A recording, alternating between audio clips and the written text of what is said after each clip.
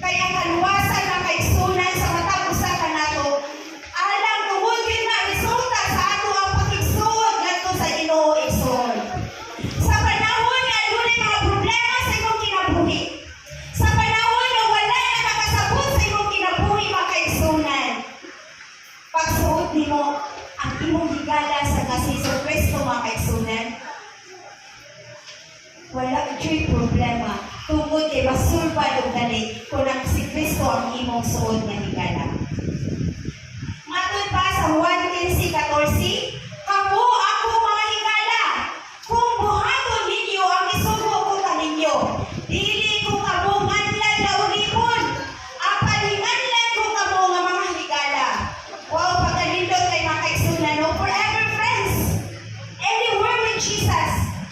Muna giingon sa kanta mga kaigsunan nga. Gusto na ko, kantahon na to. Kantahon na din natin sa day. Anywhere with Jesus, I am not alone. Other friends keeping me still my own.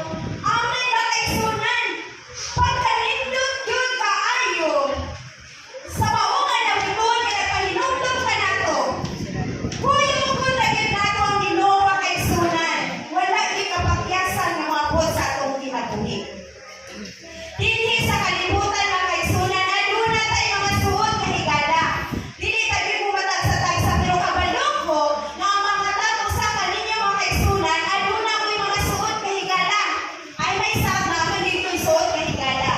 Pero kini nga itong mga higala dili sa kalibutan mga kaigsunan, musugot na og sa dili igsuon, mga wala na sila sa atong kinabuhi. Tinuod dili. Hinay kayo, tinuod dili. Kami na kong hinay, kaya na yung suot higala sa imong tapad. Ang mga higala na sulod sa kalibutan mga